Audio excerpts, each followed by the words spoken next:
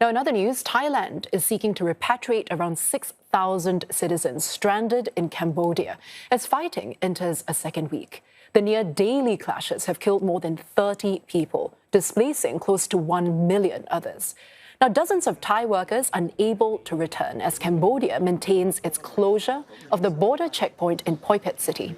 Cambodia's former leader Hun Sen has said the closure is aimed at protecting civilians from what he called indiscriminate firing by Thai forces.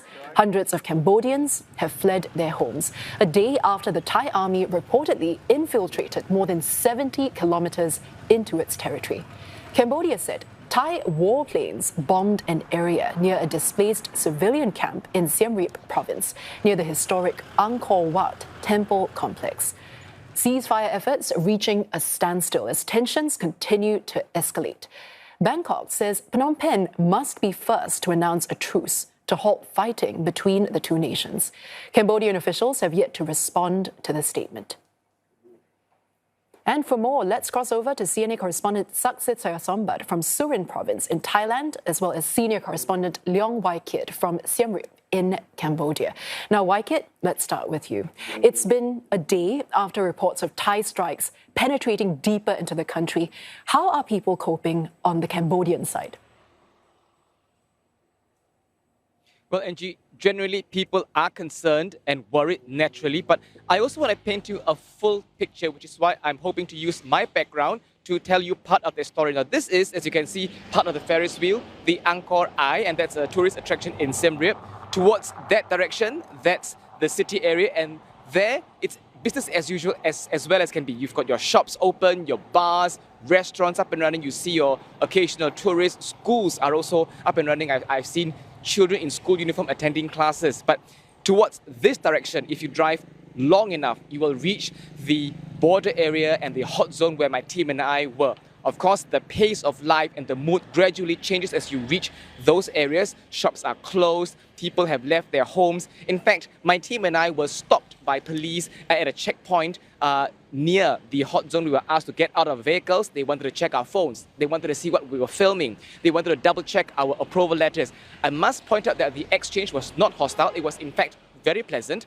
And I took the chance to ask them, how are you guys coping? Collectively, they let out a bittersweet laugh. And they said, we can't eat well, we can't sleep well, but we'll have to continue doing what we're doing. And this gives you a sense of what's weighing on their mind and just how much more vigilant these security officers have to be on the ground. So in general, the feel is that people are worried, people are concerned, but at the same time, they also want to do what they can to get on with everyday life.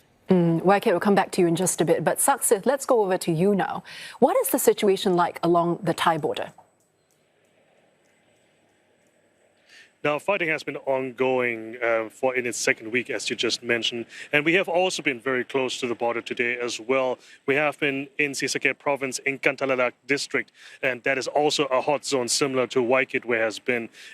We have been accompanied by the Thai military. They have given us access there, but we couldn't go in there without our protective gear, with our flak vests and our helmet as well. And we have been brought to the scene where a Cambodian rocket fell into a residential area on Sunday, killing one Thai civilian, the only Thai civilian casualty so far. And what we have seen is basically a scene of destruction. Not only the rocket, where the rocket fell, but also, of course, the explosion and the debris and shrapnels that was around it. The man was tending to his garden in the back until he was hit by a shrapnel and then was later found dead. We were then also brought to another location where another residential house has been hit by a rocket, but nobody was hurt there because the area is basically completely deserted and evacuated. Most people, if not all people, have been evacuated there, and it was eerily quiet because, of course, similar scenes to what Waikit was describing. Shops were closed, no people there.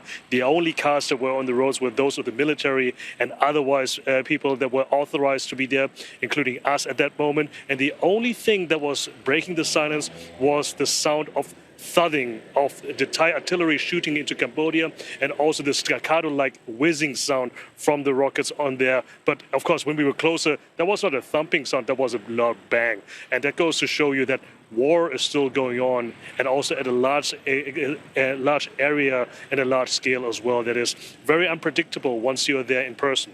Thanks for that, Saksith. Now let's go back to you, Waikit. Border clashes are putting a strain on supplies. So what are authorities doing then to keep these supplies from running low? Yeah, Angie, every time I pop by a relief camp randomly, there will always be a coincidental distribution of relief items. Sometimes they're from the central government, some are from the local authorities. In fact, at one relief camp, the local leaders even spent some $3,000 to set up a water filter system to ensure that families displaced there have water supplies to drink.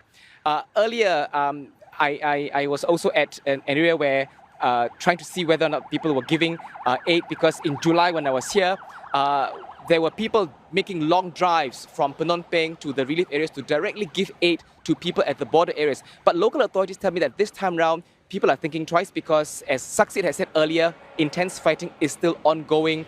But I chanced upon one man who had packed his car with bags of relief items going around camps to give people items, and he's been doing so since December 8. I asked him why he's doing that and whether he was afraid because fighting was still ongoing. Let's take a listen. ខ្ញុំគិតថាពួកគាត់រស់នៅទីនេះពួកគាត់អត់ខ្លាចផងពោះអ្វីដែលខ្លាចនោះគឺអាហារសម្រាប់ពួកគាត់បាទខ្ញុំអត់ខ្លាចទេព្រោះម្នាក់កងទ័ពយើងឈរជើងការពារហើយគ្រាន់តែខ្ញុំជាអ្នកដឹកស្បៀងចែកទៅដល់អ្នកខ្វះខាតរឿងអីត្រូវខ្លាច Now, earlier at a hot zone, I also saw one woman who was still running her grill shop. Everyone else was closed, and I asked her why. In her words, she said she wants to be sure that the frontline heroes have food to eat. So everyone is doing what they can to support people and their countrymen. Now let's go over to Saksith this time. What else do we know about Thailand's move when it comes to blocking fuel supplies from reaching Cambodia? Now, it's not a hard block, as it has been reported elsewhere in the media before. For example, the idea of a naval blockade, that has not been realized, so that's not going to happen.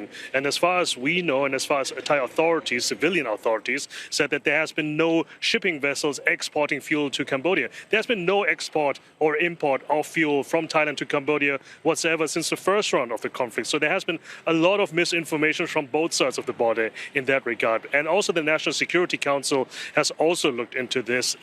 Basically, there was an incident earlier this week where fuel trucks have been stopped at the border to Laos with the concern that it might reach eventually into Cambodia. Laos itself has raised and voiced its concern that its own country would be affected by that. So that goes to show that this conflict could be spreading to other ones, or also other countries being dragged into this and being a collateral damage.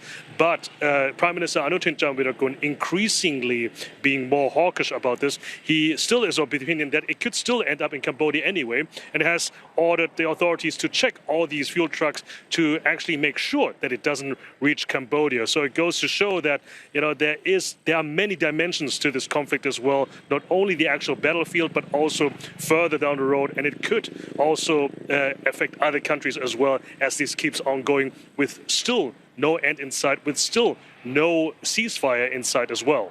Saksith, thank you so much for bringing us the latest. That was CNA correspondent Saksith Saiyasombut live from Surin province in Thailand. And we're also chatting with senior correspondent Leong from Siem Reap province in Cambodia.